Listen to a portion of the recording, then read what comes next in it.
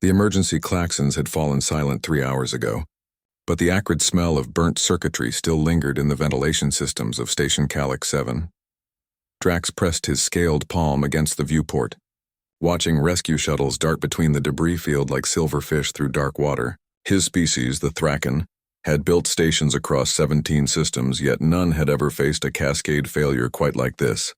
Commander Drax. The voice crackled through his communicator.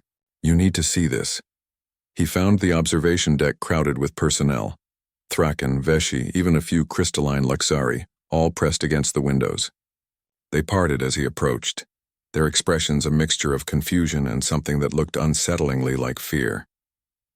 Through the reinforced glass, Drax could see Corridor 7. It was one of the station's main arteries, now twisted and buckled from the explosion that had torn through the residential quarter. Emergency lighting flickered, casting long shadows across the warped metal floor. And there, moving through that nightmare landscape with impossible calm, was the human. Rena Drax had met her only twice before. She was part of the new human delegation, one of the first of her species to work on a multi-species station. The Galactic Council had been cautious about admitting humans. They were newcomers, primitives really, having only achieved faster-than-light travel 70 years ago. But they had proven useful, adaptable, hardy. Now, watching her navigate the damaged corridor, Drax understood why the other species whispered about humans in the mess halls. She had one Thraken cub perched on each shoulder. Their small claws gripped her uniform as they buried their faces in her neck, too frightened to make a sound. In her arms she carried a third cub, this one smaller than the others, its tail wrapped tightly around her forearm. The cub's parents had been lost in the initial explosion, a tragic inevitability that Drax had already begun filing reports about. The structural integrity in that section is at 23%, someone murmured behind him. One wrong step but Rena didn't make wrong steps. She moved with a predator's grace, testing each footfall before committing her weight. When a section of ceiling collapsed ahead of her, sending sparks showering down like dying stars, she merely adjusted her path, whispering something to the cubs that made their trembling still. Why doesn't she just call for a rescue drone? A Veshi technician asked. Drax flexed his claws. The electromagnetic interference from the explosion. Nothing automated can navigate that corridor right now. Then why did she go in at all? The cubs could have waited for the interference to clear. It was a logical question. The cubs weren't in immediate danger. The corridor had life support and rescue would have been possible within the hour. Any rational species would have calculated the risk, determined it was too high for potential reward, and waited. But Rena had heard them crying. Drax had been in the command center when it happened.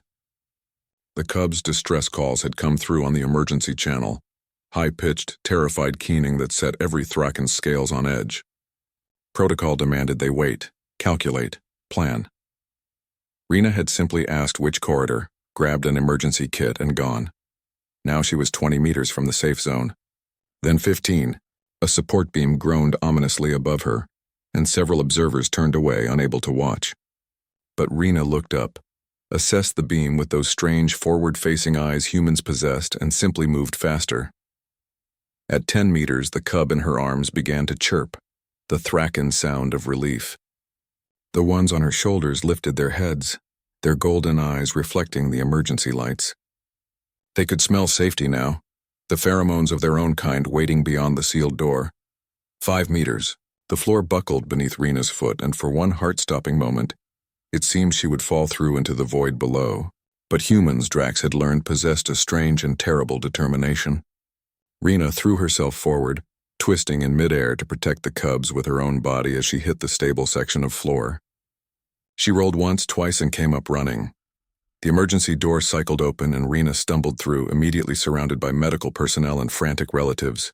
She handed off the cubs one by one, checking each for injuries with practiced efficiency before finally allowing herself to lean against the wall. Drax made his way down to the corridor entrance. Up close he could see the strain in Rena's face, the way her hands trembled now that the adrenaline was fading. Her uniform was torn in 3 places and a gash on her forehead bled freely. Human blood, so startlingly red compared to the blue-green of Thraken ichor. That was foolish, Drax said, because it was true.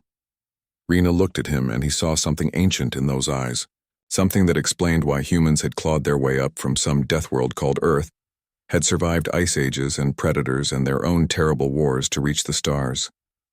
Maybe, she said, but they're safe. Behind her, the three cubs were being examined by doctors, chirping and clicking with increasing vigor as they realized they were truly unharmed. Their aunt, a Thraken maintenance worker, was openly weeping as she held them, her scales flushed with gratitude. "Your species confuses me," Drax admitted. "The risk you took was mathematically unsound. The cubs' survival was likely with or without intervention. Yet you went anyway."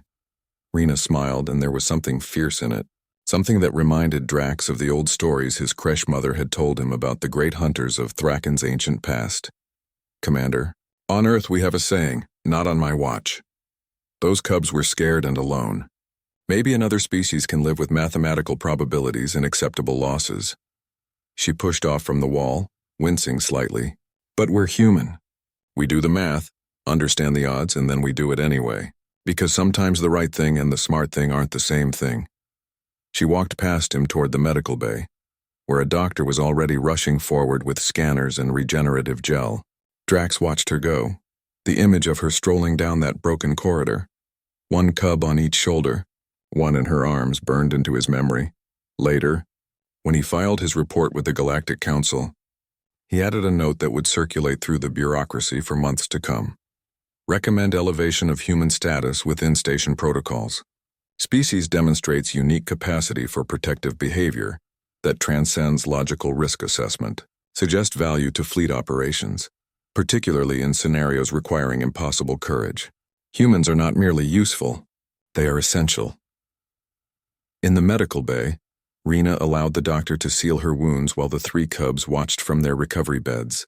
The smallest one chirped at her, and without thinking she chirped back, a terrible approximation of Thraken speech that made all three cubs trill with what could only be laughter.